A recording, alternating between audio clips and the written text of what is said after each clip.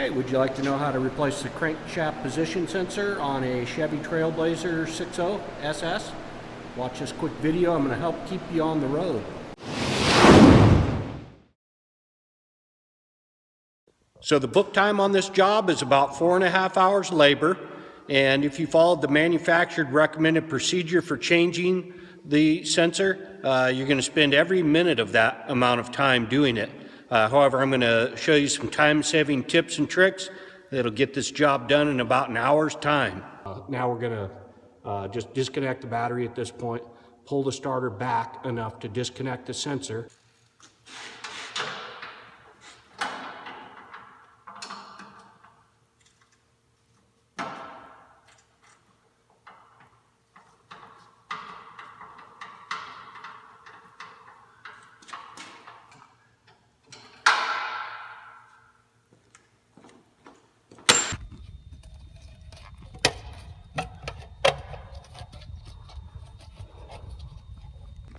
Okay, there's the sensor right up there, connected with that shielded harness. Barely see it. Try to get this disconnected.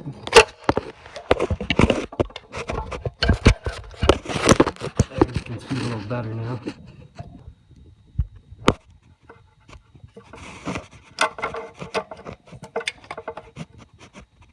Let's push that connector off.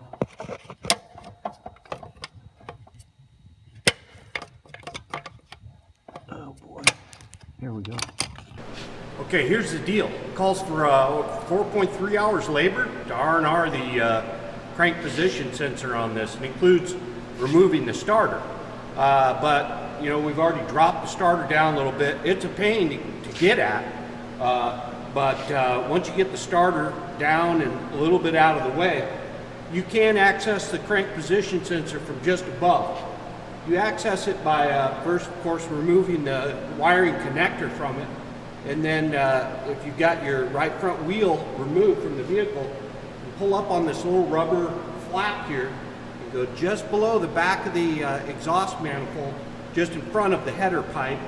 And I use a long 3/8 drive extension with a wobble head 10 millimeter, and you can just slip it between the header pipe and the manifold and against the block face and get on that bolt.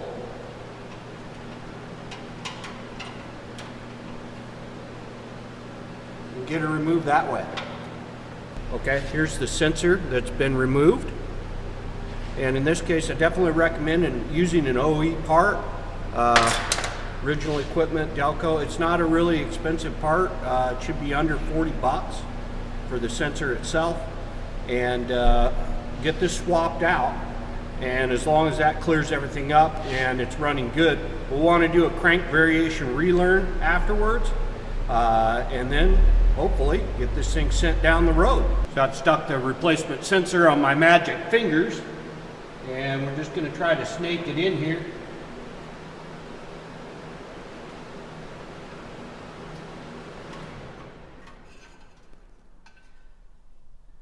Little assistance needed in aisle 4.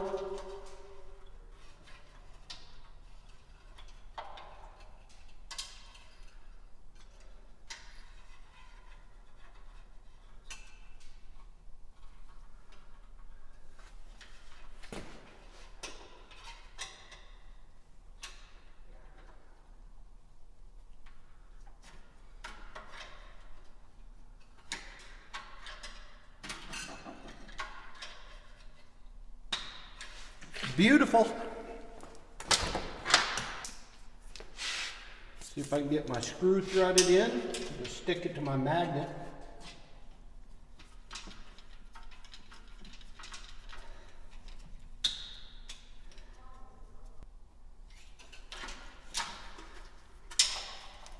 And tighten her down.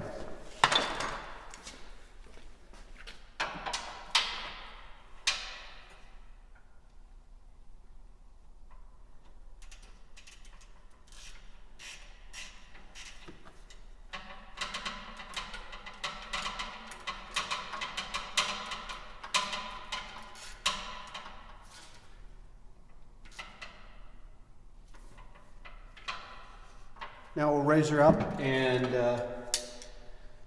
connect the sensor, get that starter plugged back in.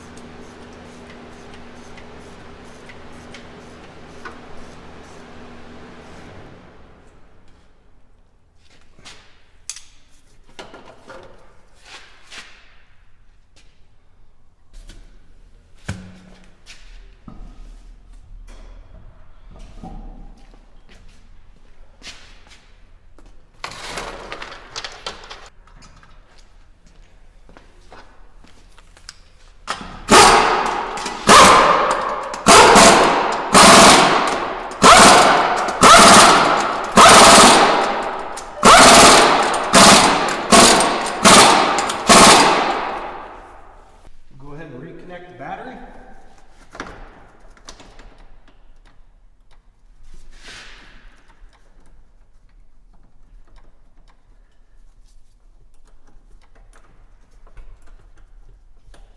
See if this thing starts up. Well, let's give it a try.